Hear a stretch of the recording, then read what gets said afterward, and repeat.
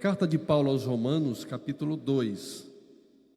Nós já comunicamos aos irmãos que a gente vai fazer uma série de estudos seguindo a carta de Paulo aos Romanos. Já ministramos três mensagens, fazendo uma introdução, e 2 mensagens do capítulo 1. Essa vai ser a 4ª mensagem. Eu não sei se o pastor Wendel também está pregando sobre Romanos. Não, né? Então, essa vai ser a 4ª mensagem. O capítulo 2 não vai ser possível a gente falar dele todo. A gente vai se deter apenas no versículo 16, até o versículo 16, melhor dizendo. Então, os irmãos que estão acompanhando o culto, está sendo transmitido, né? Através do nosso canal no YouTube. Você pode também abrir a sua Bíblia e participar desta leitura conosco, do capítulo 2 da carta de Paulo aos Romanos, a partir do versículo 1 até o versículo 16. Você pode ficar sentado mesmo, mas acompanhe a leitura e depois a gente vai comentar sobre alguns versículos desses 16. Vou ler na versão corrigida. Portanto, és inexcusável quando julgas, ó homem, quem quer que sejas, porque te condenas a ti mesmo naquilo em que julgas a outro? Pois tu que julgas, fazes o mesmo.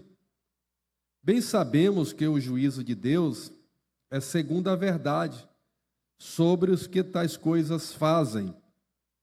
E tu, ó homem, que julgas os que fazem tais coisas, cuidas que, fazendo-as tu, escaparás ao juízo de Deus? Ou desprezas tu as riquezas da sua benignidade e paciência e longanimidade, ignorando que a benignidade de Deus te leva ao arrependimento? Mas, segundo a tua dureza e teu coração impenitente, entesouras a ira para ti no dia da ira e da manifestação do juízo de Deus, o qual recompensará cada um segundo as suas obras, a saber, a vida eterna aos que, com perseverança em fazer bem, procuram glória e honra e incorrupção, mas indignação e ira aos que são contenciosos e desobedientes à verdade, e obedientes à iniquidade, tribulação e angústia sobre toda a alma do homem que faz o mal, primeiramente do judeu e também do grego. Glória, porém, e honra e paz a qualquer que faz o bem, primeiramente ao judeu e também ao grego, porque para com Deus não há acepção de pessoas, porque todos os que sem lei pecaram, sem lei também perecerão, e todos os que sob a lei pecaram, pela lei serão julgados, porque os que ouvem a lei não são justos diante de Deus, mas os que praticam a lei hão de ser justificados. Porque quando os gentios que não têm lei fizeram naturalmente as coisas que são da lei, não tendo eles a lei, para si mesmo são lei, os quais mostram a obra da lei escrita no seu coração, certificando juntamente a sua consciência e os seus pensamentos, quer acusando-os, quer defendendo-os, no dia em que Deus há de julgar os segredos dos homens, por Jesus Cristo, segundo o meu Evangelho. Amém? Feche seus olhos. Querido Senhor, nós temos lido a Tua Palavra, que nesta noite especial, em que nós estamos diante do Senhor, prestando o nosso culto de adoração, de louvor, que o Deus Pai, o Deus Filho e o Deus Espírito Santo se agrade de nós e nos recompense pelo Teu amor e graça com as tuas bênçãos espirituais nas regiões celestiais em Cristo Jesus, fazendo-nos compreender a mensagem do Evangelho, da palavra de Deus, guardando-a em nossos corações, para vivermos conforme a tua vontade e os teus propósitos. Pai, fica conosco, nos ajude, ilumine a nossa mente e o nosso coração. Usa-nos em tuas mãos para a glória e louvor do teu nome. Assim nós oramos, te agradecemos e te pedimos em nome de Jesus. Amém. Meus irmãos, esse texto, capítulo 2 de Romanos, traz como epígrafe, logo no início do texto, né? Epígrafe sempre fica no início do texto, obviamente, que é o assunto, a impenitência dos judeus e a justiça de Deus. Então o texto, ele se aplica aos judeus, inicialmente, mas se aplica também aos gentios, e se aplica a todos, né?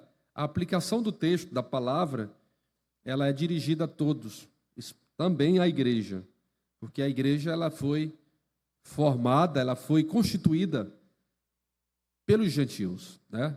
Quando Paulo escreveu a carta de Paulo, a sua carta aos romanos, ele escreveu a igreja que estava em Roma, que era constituída de pessoas que não eram predominantemente judeus, embora também tivessem judeus. Então os judeus conheceram a lei, eles tiveram o privilégio de conhecer a lei. Moisés, que escreveu a lei, recebera a revelação de Deus para escrever a lei moral, a lei cerimonial. A lei cerimonial, que fala das cerimônias, das festas que os judeus realizavam, ela foi específica para os judeus, para o grupo, para a nação de Israel. Porém, a lei moral, que também foi escrita pela revelação de Deus por Moisés e os demais profetas e escritores da palavra, ela não é dirigida ou direcionada apenas à nação de Israel, mas a todos os povos, em todos os tempos, e inclusive a igreja de Cristo Jesus. Mas os judeus, eles foram privilegiados, porque eles receberam a lei, eles liam, conheciam a lei, né, através da revelação das Escrituras. Mas, infelizmente, eles conheciam, eles liam, e também eles se consideravam os guardiões daquele concerto, daquela aliança, porque liam, porque memorizavam, porque falavam a respeito dessa lei, que foi dada por Deus aos homens. E, por causa disso, os judeus assumiam erradamente que esses privilégios que eles tinham enquanto povo de Deus, povo chamado por Deus, nação escolhida por Deus, eles erradamente, equivocadamente, achavam que porque eles tinham esses privilégios os tornariam justos. Esse foi o grande erro do povo judeu. A lei, os privilégios da lei, do conhecimento, do acesso à revelação de Deus, pelos escritores da Bíblia, pelos profetas, pelos reis, sacerdotes, né? E todos os mais homens e mulheres que foram usados para escrever a lei e a Bíblia Sagrada, o Antigo Testamento, a velha aliança, não tornariam os judeus justos, né? O próprio Paulo escreve que somente a fé em Cristo Jesus é que tornaria o homem justo mediante sacrifício que Jesus Cristo realizou na cruz do Calvário. Então, no capítulo 2, Paulo ele volta as suas atenções para os judeus, para mostrar as razões pelas quais os judeus são culpados e merecedores da ira de Deus. Quando eu me reporto aqui, homem culpado e homem merecedor da ira de Deus, se inclui exatamente aqueles que não reconhecem a justiça ou a justificação pelos atos de Cristo ou pelos méritos de Cristo na cruz do Calvário. Seja judeu, seja gentil. Todo aquele que não reconhece que somente Jesus Cristo pode conceder ao homem o perdão dos pecados, a justificação dos pecados e a redenção pelos méritos de Cristo na cruz do Calvário, esses são merecedores da ira de Deus. É o que Paulo vai descrever, discorrer no capítulo 2 dessa carta. E ele chega a dizer e afirmar de forma enfática, logo no primeiro versículo, que todos os homens são indesculpáveis. E aí, obviamente, que ele inclui judeus e gentios. Observe bem o texto. Portanto, és inexcusável, a versão corrigida. Em outra versão, na atualizada ou linguagem de hoje, vai usar a expressão indesculpável. És inexcusável quando julgas, ó homem, quem quer que sejas, porque te condenas a ti mesmo naquilo em que julgas a outro, pois tu que julgas fazes o mesmo. Então aqui no versículo 1, Paulo, ele começa mostrando a todo ser humano que, embora os padrões de conduta sejam bons, o homem julga porque ele se acha superior ao outro. Quando alguém julga outro, ele se coloca numa posição de superioridade, como se ele fosse o padrão, como se ele fosse perfeito, não tivesse pecado, não tivesse erro. E aí Paulo começa a mostrar, a partir desse versículo, que embora os padrões de conduta, de ética, de valor sejam bons, eles são inadequados, porque o que conta é a maneira como se vive, é a maneira como nós vivemos para Deus, não é como nós aparentamos ser. É isso que Paulo está dizendo aqui.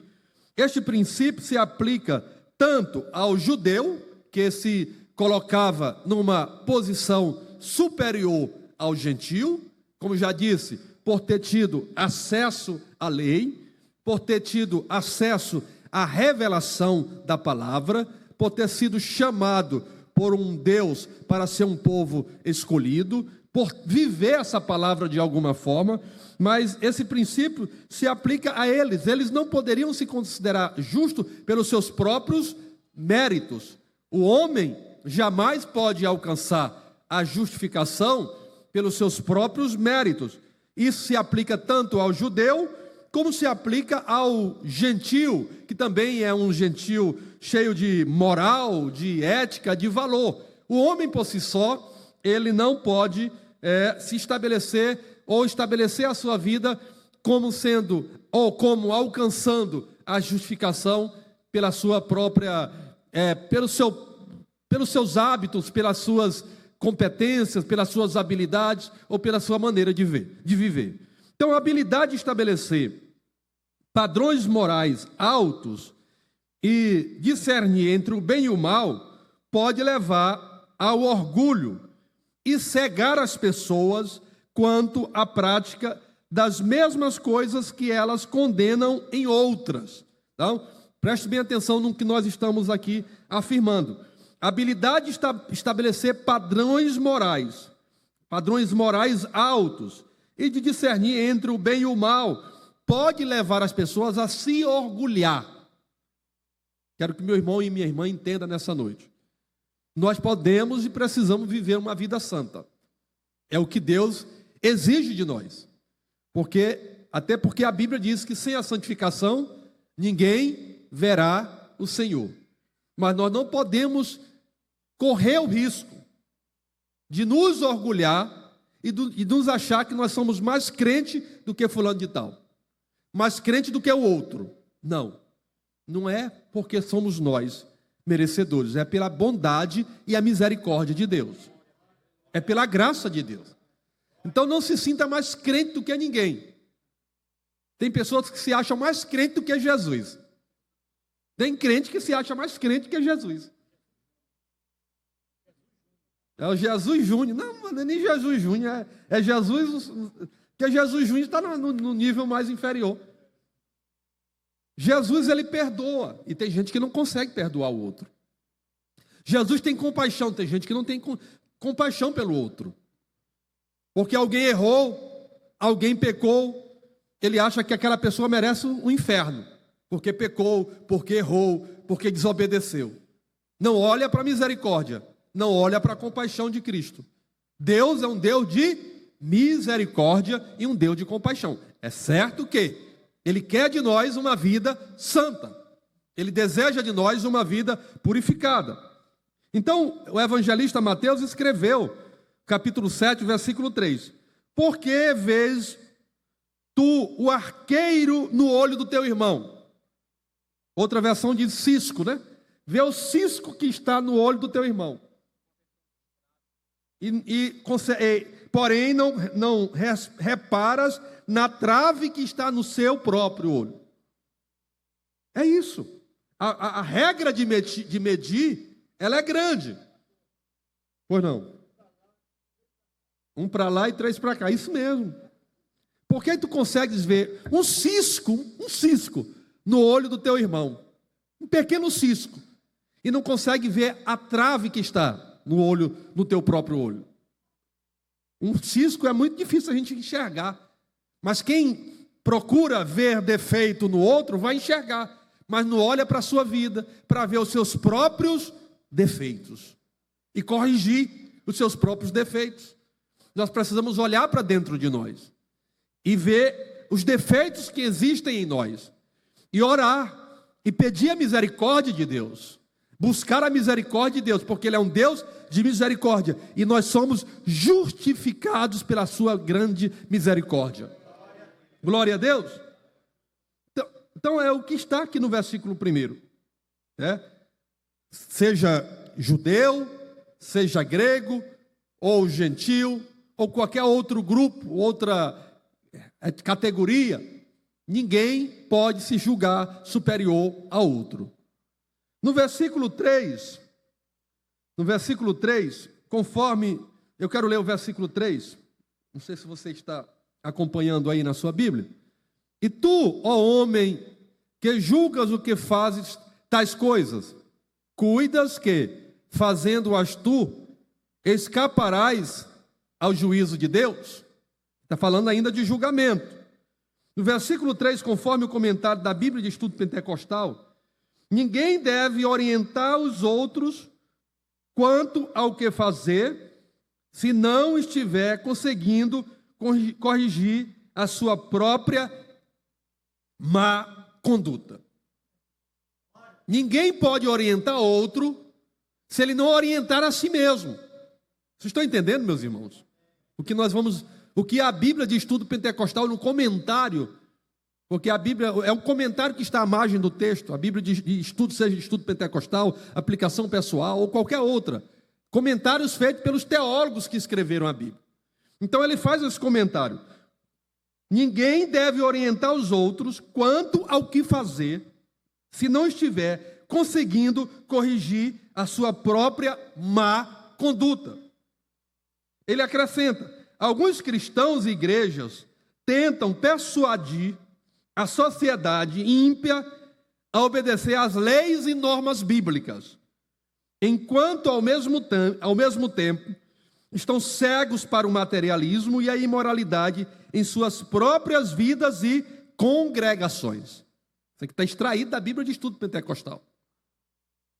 Às vezes, eu não estou dizendo que isso acontece conosco aqui, mas o que o comentador da Bíblia está dizendo é que há igrejas, que há cristãos, que há obreiros, que há pastores, que ensinam o caminho, mas andam por outro caminho. Que diz uma coisa, mas faz outra. Que prega a verdade, mas não vive a verdade. Desses, irmãos, ou para esses, o julgamento, ou a regra do julgamento de Deus será maior. Porque a quem mais é dado, mais é cobrado. Por isso que nós temos que orar, meus pastores, meus obreiros, para que nós sejamos exemplo para o rebanho de Cristo. Todo crente deve ser exemplo, mas a quem mais é dado, e a nós foi dado o ministério. Pastor, diácono, auxiliar, foi dado um ministério. E a quem mais é dado, mais é cobrado, mais é exigido. Então, não adianta eu dizer, faça isso, e eu não agir da mesma maneira. Não adianta o meu irmão aconselhar o irmão a ser dizimista se você não é dizimista. Não adianta você dizer para o irmão se congregar se você não se congrega. Você fazer boas ações se você não a faz. Não adianta. Você está caindo no erro de apontar o caminho, mas de não praticar e de não andar nesse caminho. E Jesus Cristo, Ele é o caminho, a verdade e a vida.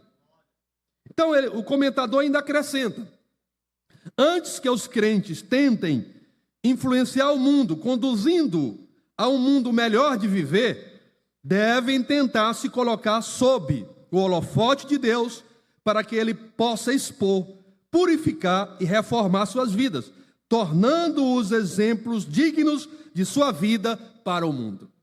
Irmãos, nós só vamos transformar o mundo, transformar a vida dos nossos vizinhos, transformar a vida dos amigos que convivem conosco no trabalho, na empresa, em qualquer outro contexto social, se nós vivermos aquilo que nós pregamos.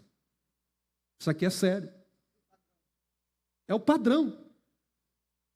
Assim resplandeça, está lá no versículo 16 do capítulo 5 de Mateus. Assim resplandeça a vossa luz diante dos homens, para quê? Para que glorifiquem ao vosso Pai que está nos céus. Assim resplandeça a vossa luz com as vossas boas obras, para que glorifiquem o vosso Pai que está nos céus. Se nós não vivermos, se nós não praticarmos o Evangelho, vivemos e temos uma vida de piedade e santidade, de verdade, ao invés de nós ajudarmos pessoas a conhecerem a verdade, nós vamos atrapalhar. Nós vamos atrapalhar. Eu não sei se você já ouviu uma expressão, ser crente como fulano de tal. Vocês já ouviram isso? Vocês já ouviram? Eu não vou ser crente. Ser crente como fulano de tal. Por que as pessoas dizem isso? Porque está faltando o quê? Vida. Vida. Testemunho. Exemplo. Então, meus irmãos, nós precisamos ser exemplo. Pois não? Seja padrão dos fiéis. Na palavra, no trato. No exemplo. Seja padrão. É isso que está na palavra de Deus. Então, se não for para viver a palavra, nós não vamos estar cumprindo o propósito de Deus. Nós vamos ser julgados por isso. Seremos julgados por isso. É o que está ensinando e é o que está dizendo a palavra de Deus aqui no capítulo 2. No versículo 3. Versículo 3 do capítulo 2. Vou reler aqui para você. E tu, ó homem, que julga os que fazem tais coisas, cuida que, fazendo-as tu, escaparás ao juízo de Deus? Que julgas aquele que adultera? Que julgas aquele que mente? O que engana? Que se prostitui? O que é infiel? Julgas tu? Pensas tu que escaparás ao juízo de Deus se tu fizeres as mesmas coisas? Que Deus tenha misericórdia de nós, irmãos. Que nos ajude a vivermos a palavra de Deus e a nos santificarmos cada dia. Nós vamos agora partir para o versículo 5. Paulo vai, a partir do versículo 5, elencar alguns princípios de julgamento revelados na palavra. Versículo 5 diz assim: mas segundo a tua dureza e teu coração impenitente, entesouras a ira para ti no dia da ira e da manifestação do juízo de Deus. Paulo aqui faz referência a um julgamento que acontecerá no futuro. Parte desse julgamento já pode acontecer agora no presente. Mas a sua plenitude, de forma absoluta, vai acontecer no futuro. Ele enumera aqui vários princípios que Deus aplicará nesse juízo futuro. Por isso que a Bíblia diz que é dura coisa cair nas mãos do Deus vivo. No versículo 2, o primeiro princípio é que o julgamento de Deus ele é certo. O versículo 2 deixa isso claro para nós. Eu estou pulando, mas vou voltando. O versículo 2 do capítulo 2 diz assim: e bem sabemos que o juízo de Deus é a segunda verdade sobre os que tais coisas fazem. Está falando aqui da prática do pecado. O juízo de Deus é segundo a verdade. Então, o versículo 2 deixa claro que o juízo de Deus, ou o julgamento de Deus, ele é certo, ele vai acontecer. Deus não é homem para que minta, nem filho do homem para que se arrependa. Um transgressor das leis humanas, aqui na sociedade, ele pode escapar do juízo por várias razões. Pode constituir um bom advogado. O bom advogado vai defendê-lo perante o juiz, convencer o juiz, seja por meio legal ou até mesmo por outros meios, e aquela pessoa pode ser absolvida. Isso acontece demais na sociedade. A lei dos homens. A pessoa praticou um crime, praticou um dano a uma outra pessoa ou à sociedade. Ele deveria ser julgado e condenado para ser punido por aquele pecado, por aquela prática, por aquele crime. Mas no transcorrer do julgamento, ele pode ser absolvido. Deus também faz isso, né? Mas faz através da obediência, do arrependimento. Porque aí Deus não vai desvincular a doutrina da justificação, que é a principal doutrina escrita pelo apóstolo Paulo. O justo viverá da fé. É como se nós não tivéssemos pecado quando nós nos convertemos, nós nos reconciliamos. Mas se o homem ele não se arrepende, se ele não se aproxima de Deus, se ele não reconhece a misericórdia de Deus, e ele permanece de dura cerviz, ele não se dobra, ele não se quebra, ele não se coloca diante de Deus para se humilhar, para pedir misericórdia, socorro, ele pode ter certeza que o juízo de Deus ou o julgamento de Deus, ele é certo. Mesmo que os que consideram moralmente superiores aos outros serão julgados juntamente com os ímpios. Mesmo que alguém se considere santo, mas se ele tiver pecado escondido, não confessado, não se arrependeu, ele vai ser julgado juntamente com os ímpios. É o que Paulo está dizendo aqui. Paulo liga a certeza do julgamento à necessidade do arrependimento. A certeza do julgamento, ele liga, ele faz uma relação com a necessidade do arrependimento. A bondade de Deus é que te conduz ao arrependimento. Vamos ler o versículo 4. Versículo 4 diz assim: ou despreza tu as riquezas da sua benignidade e paciência e longanimidade, ignorando que a benignidade de Deus te leva ao arrependimento. Olha, Paulo está dizendo, o julgamento de Deus é certo. O homem tem artifícios para ser livre do julgamento. Deus não. Se o homem não se arrepender, porque Deus liga a justiça, Deus liga o julgamento ao arrependimento, através do apóstolo Paulo. A bondade de Deus é que conduz o homem ao arrependimento.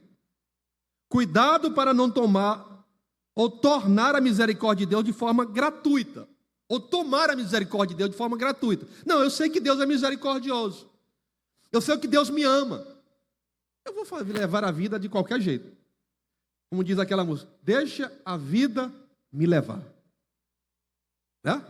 Deixa a vida te levar. Então, afinal de contas, eu vou me arrepender, Deus vai me perdoar, porque Deus é um Deus de misericórdia. Não é assim. Nós não podemos brincar com as coisas de Deus. É certo que Deus é um Deus de bondade, de misericórdia, que Ele deseja que todos os homens cheguem ao pleno conhecimento da verdade, que todos os homens se arrependam.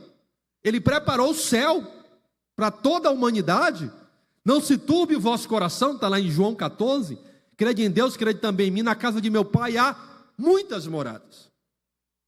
Mas nós não podemos brincar de ser crente. O homem não pode brincar de ser crente. Deus mostra bondade. O Senhor mostra que Ele é tolerante, diferente de nós, que às vezes já queremos revidar, porque somos às vezes em determinados momentos intolerantes. Deus mostra que Ele é longânimo, Ele espera com paciência, Ele é longânimo, para dar às pessoas uma oportunidade de se voltarem para Ele, escaparem da punição. Ele não quer que ninguém pereça, antes dá a todo mais tempo para se arrepender. Abra bem aí, 2 de Pedro, segunda carta de Pedro 3:9. Alguém, se quem encontrar primeiro, chega aqui. Tem outro microfone aqui? Tem ligado aí? E leia aí para mim, por favor. Tá ligado? Tá, Jefferson? Olha, quem encontrou? 2 Pedro 3:9.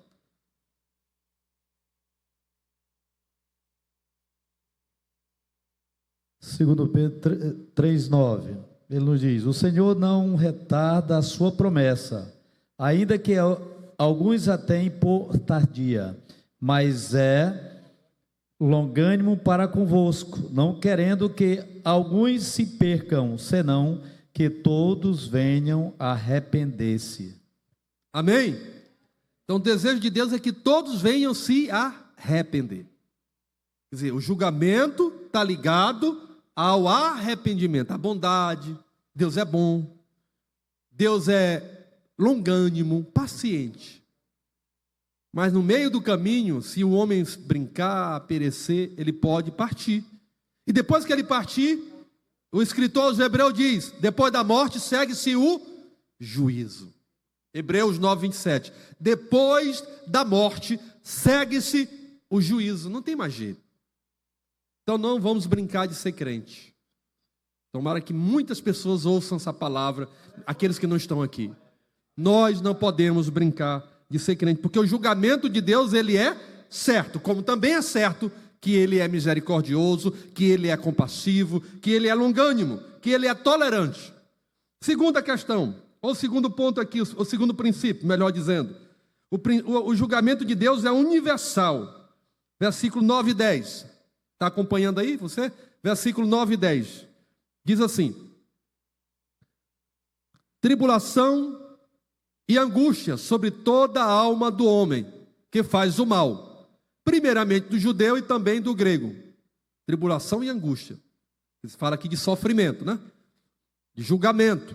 Glória, porém, e honra e paz a qualquer que faz o bem, primeiramente ao judeu e também do grego. Então o Senhor conhece toda a verdade. Deus nunca se engana. Ele é sempre verdadeiro. Então o julgamento de Deus, ele é universal.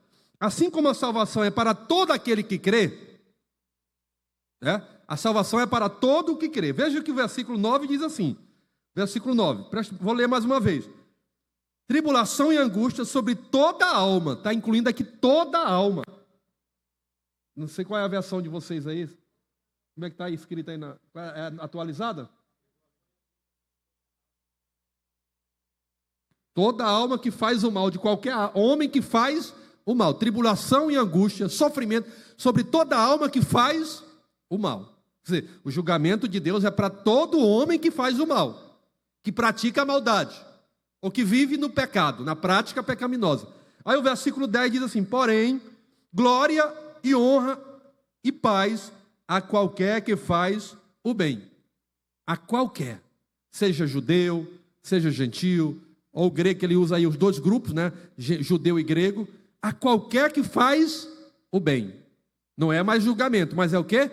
É honra, é paz, é salvação. Bendito seja o nome do Senhor Jesus. Então, meus irmãos, assim como a salvação é para todo aquele que crê, primeiro para o judeu, depois para o gentil, conforme está lá em Romanos aqui em Romanos 1,16, diz que a salvação é para todo aquele que crê.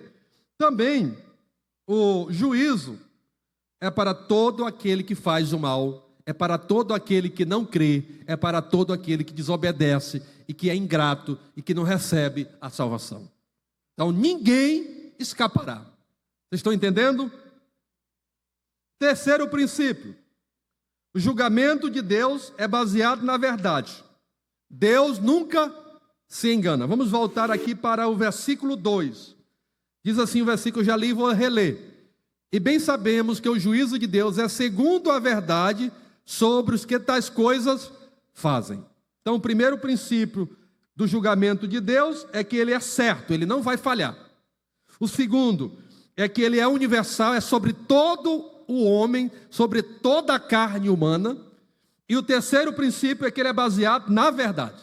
Deus nunca se engana. O Senhor conhece toda a verdade e o nosso Deus, meus irmãos, ele é imparcial. Não há favoritismo. Se o homem arrepender-se, buscar a misericórdia, independente de ser brasileiro, africano, asiático, judeu, europeu, ele vai alcançar a salvação. Mas independente dele ser rico ou pobre, branco ou preto, se ele não se arrepender, ele vai sofrer o dano do julgamento de Deus. Deus é imparcial. Ele é imparcial. Ele ama a todos, mas ele é imparcial. Os justos em si mesmos apontam o dedo acusador para os pecados dos gentios. Os justos em si mesmos aqui são os judeus. Eles são considerados justos, privilegiados, porque receberam a revelação. Leram a revelação, é tanto que os judeus, que a criança, quando chega a 12 anos, ele já conhece a lei. Receberam a revelação, os profetas, os sacerdotes, os reis, os patriarcas, receberam a revelação. Apontam o dedo para os pecados dos gentios. Mas Paulo responde, és indesculpável, pois pratica as próprias coisas que condenas. Olha aqui a grande responsabilidade. Tu podes até apontar o dedo, mas se tu praticares as mesmas coisas pelas quais você está condenando o outro, tu também serás julgado. É por isso que aqui eu estou dizendo que a gente tem que olhar primeiro para nós, antes de olhar para a falha do outro.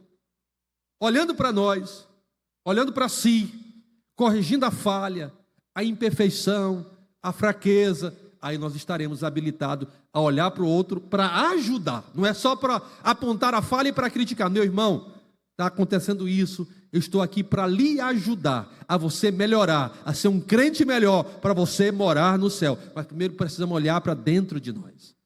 Quem está entendendo, diga glória a Deus.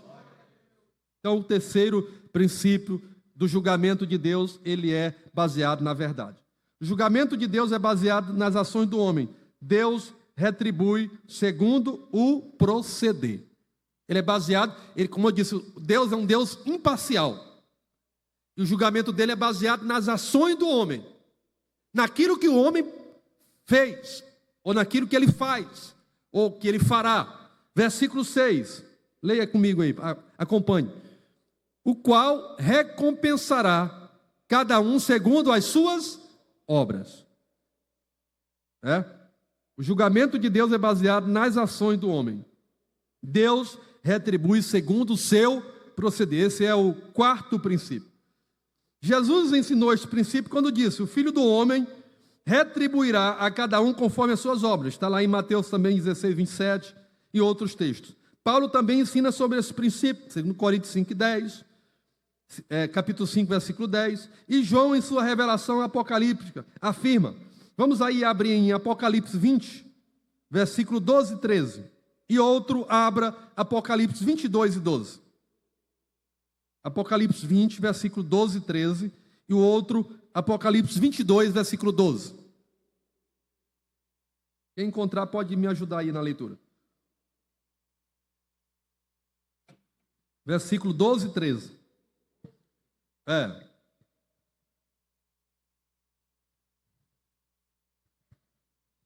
Apocalipse 20, 12 e 13. E vi os mortos, grandes e pequenos, que estavam diante do trono. E abriram-se os livros. E abriu-se outro livro, que é o da vida. E os mortos foram julgados pelas coisas que estavam escritas nos livros, segundo as suas obras. 13. E deu o mar, os mortos que nele havia, e a morte e o inferno deram aos mortos que nele havia. E foram julgados, cada um segundo as suas obras. Ninguém vai escapar. É segundo as obras. Se praticou o bem, será julgado segundo as obras. Se praticou o mal, a malícia, a maldade, se semeou ódio, guerra, se semeou dor, sofrimento, promiscuidade, maldade, vai ser julgado segundo as suas obras. É a lei da semeadura. Versículo 22 e 12. Apocalipse 22, 12. Diz assim: E eis que venho sem demora, e comigo está o galardão que tenho para retribuir a cada um segundo as suas obras. Amém, meus irmãos? Então, que nós possamos produzir obras que glorifiquem e que exalte o nome do Senhor. Só para concluir, 2 Coríntios 5,10. Abra aí 2 Coríntios 5,10. Se não falha a memória, fala também das obras. Enquanto eles localizam aqui, Paulo não está aqui nesse texto, a partir do versículo 6, que diz que nós vamos ser julgados segundo as obras, e o homem vai ser condenado ou julgado segundo as obras. Ele não está contradizendo a mensagem principal de Romanos, que é a mensagem da justificação. Ele está descrevendo o método do julgamento de Deus, porque a salvação continua sendo o mérito de Cristo. A justificação é mérito de Cristo para o homem. Sem que nós mereçamos, Ele nos alcançou, Ele nos perdoou, mas nós abrimos o nosso coração e confessamos os nossos pecados. Então, no capítulo 2, versículo 6, ele não está contradizendo, desfazendo o que é a essência da doutrina da justificação no livro de Romanos.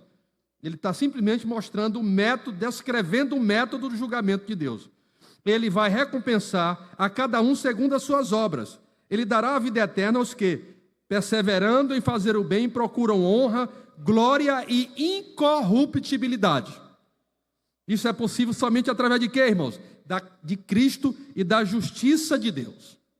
Versículo 7, depois eu vou pedir que você leia o texto que eu falei. Versículo 7, a saber, a vida eterna aos que com perseverança em fazer bem procuram o quê? Glória, honra e incorrupção. Aqui está o mistério revelado para a igreja. Você quer receber a vida eterna? Saiba que você e eu e todos nós recebemos a salvação pela graça de Deus, conforme o próprio Paulo escreveu, porque pela graça sois salvos por meio da fé. Isto não vem de vós, é dom de Deus. Mas é aqueles que procuram o quê? Conforme está aqui, a honra, que vivem sem praticar corrupção, são incorruptíveis e que buscam a glória de Deus para as suas vidas, a honra, viver dignamente. Isso é a certeza da recompensa na glória celestial. Serão julgados segundo as suas obras. 2 Coríntios, o que eu falei, quem foi que encontrou? Capítulo 5, versículo 10. Capítulo 5, versículo 10, 2 Coríntios. Porque todos nós temos de nos apresentar diante de Cristo para sermos julgados por Ele, e cada um vai receber o que merece, de acordo com o que fez de bom ou de mal na sua vida aqui na terra. De acordo com o que fez de bom ou de mal. Então, irmão, vamos fazer o bem, não é?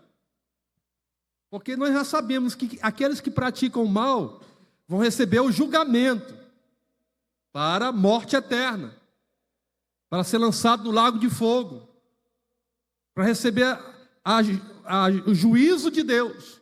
Mas aqueles que praticaram o bem vão receber as palavras de Jesus: vinde bendito do meu Pai, possuí por herança o reino que está preparado desde a fundação do mundo. Receberão galardão no céu, recompensa no céu, pelo seu trabalho, pelo seu exemplo, pela sua bondade. Então, crentes, precisamos ser pessoas boas neste mundo. Não ser boa só de aparência, mas na nossa essência, no nosso interior. Desejar o bem ao outro, orar por aqueles que estão sofrendo, ajudar quem precisa da nossa ajuda, viver o Evangelho de Cristo, o cristianismo, porque o cristianismo e a contribuição dele para o mundo é desde que Jesus implantou o cristianismo, em transformando vidas, completa, no seu todo. Aonde tem um cristão de verdade, ali há uma bênção, não só para ele, mas para aqueles que estão ao seu redor. Amém, meus irmãos? Então aqui nós estamos agora indo para o quinto princípio. O julgamento de Deus é imparcial, já falamos disso, mas vamos reforçar. Deus não mostra favoritismo. Deus não favorece, está no versículo 11. Deixa eu ler logo o versículo 11. O versículo 11 diz assim: porque para Deus não há acepção de pessoas. Deus não faz acepção de pessoas. Deixa eu correr aqui que o tempo já foi embora. Deus não favorece uma pessoa por causa de sua nacionalidade, porque é brasileiro, porque é de Israel, é judeu, ou americano, não. Ou por sua posição social, porque é rico, porque é poderoso, porque é famoso, ou porque é pobre, não. Ou porque vive no anonimato, Deus não faz acepção de pessoas. Moisés descreveu Deus como grande, poderoso, temível, que não faz acepção de pessoas, nem aceita suborno. Deus não aceita suborno, de forma alguma. Então o julgamento dele é imparcial. Serão julgados, como já foi dito aqui, nos versículos que nós destacamos, a partir do versículo 6, também do versículo 7, e os outros textos que citamos, segundo as suas obras.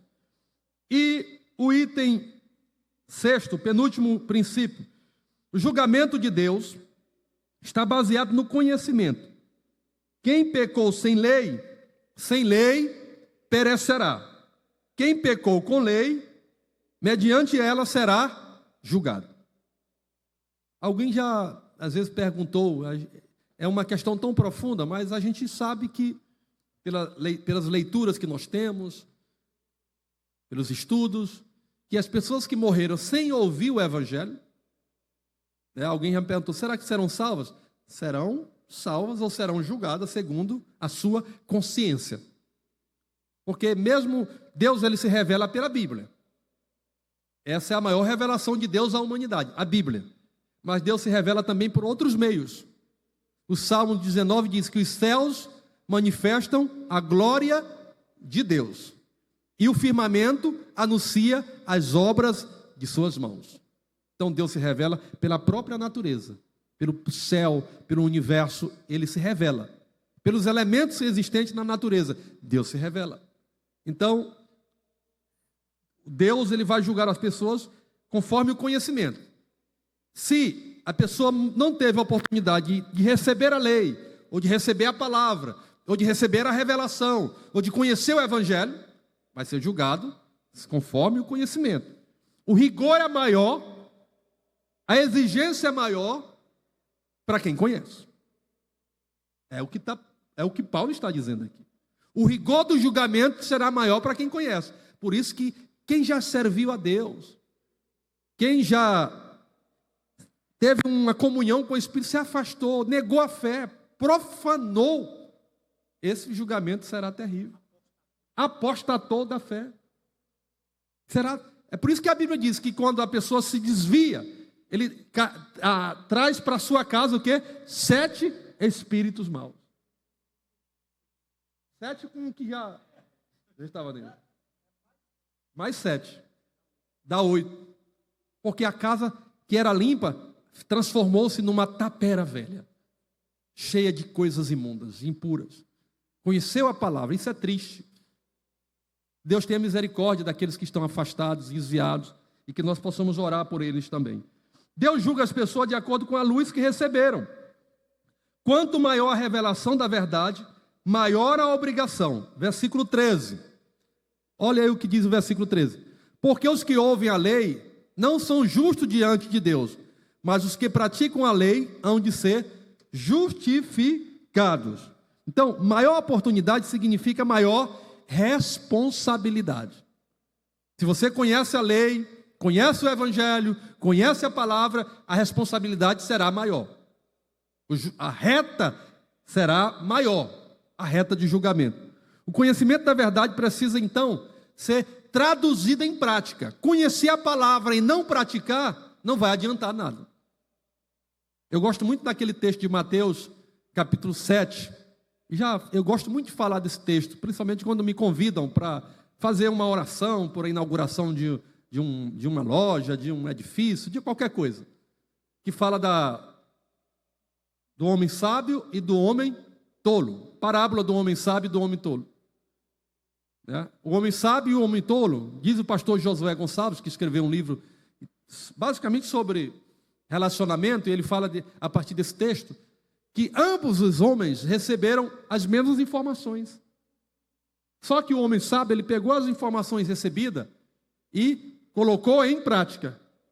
E isso fez com que ele construísse a sua casa na rocha. O homem tolo também recebeu as mesmas orientações, mas ele construiu a casa onde? Na areia. Então, meus irmãos, conhecimento da verdade precisa ser traduzido em prática. Aquilo que eu ouço aqui na igreja, aquilo que meu irmão escuta na igreja, seja aqui no culto ou pelas redes sociais, da palavra de Deus, por homens que pregam a verdade, ou por mulheres que pregam a verdade, que você lê, que precisa ser colocado em prática. O salmista escreveu no Salmo 119, escondi a tua palavra, ou guardei a tua palavra no meu coração, para não pecar contra ti. Então precisamos colocar em prática. O julgamento de Deus está baseado no conhecimento. E por último, o julgamento de Deus é através de Jesus. Isso ocorrerá quando Deus, por meio de Jesus, julgar os segredos dos homens segundo o meu evangelho. Então, Paulo encerra essa primeira sessão do capítulo 2 dizendo que o julgamento de Deus será por meio... Isso foi novo, foi novidade para os judeus. Porque para os judeus o julgamento era o próprio Pai que o faria. Mas Paulo revela que o julgamento, quem vai fazer é Cristo. Será Deus, porque é Deus Pai, Deus Filho, Deus Espírito Santo, mas o papel cabe a Jesus fazer o julgamento. E é até compreensível isso, né? Eu acho que é muito compreensível, porque foi Jesus quem morreu para livrar o homem dos seus pecados. Foi Ele que pagou o preço. Foi Ele que veio a este mundo, tornou-se homem, relacionou-se com os homens, para entender, para compreender, para aceitar e para perdoar. Então é Ele que vai também julgar. Esta é uma característica distintiva da mensagem de Paulo e um novo conceito para o judeu. Paulo introduz um novo conceito, o qual Deus julgará o mundo por meio de Jesus Cristo. Então, meus irmãos, nós temos aqui 7 princípios do julgamento de Deus. Que Deus tenha misericórdia de nós, para que nós sejamos julgados. E aqui ninguém está isento, ninguém é indesculpável. Todos serão julgados. Todos. Inclusive nós, cristãos, servos de Deus. Só que o julgamento daquele que é fiel a Deus, daquele que ama a Deus e que vai estar no céu, não é para condenação. Se nós chegarmos no céu, participar da festa do enlace matrimonial entre Cristo e a igreja, vamos participar das bodas do Cordeiro e lá ser julgado para receber a nossa recompensa. Ou seja, o nosso galardão. Ser condecorado. Muito bem, gostei. Que Deus abençoe a todos em nome de Jesus. Quem recebe essa palavra, diga amém.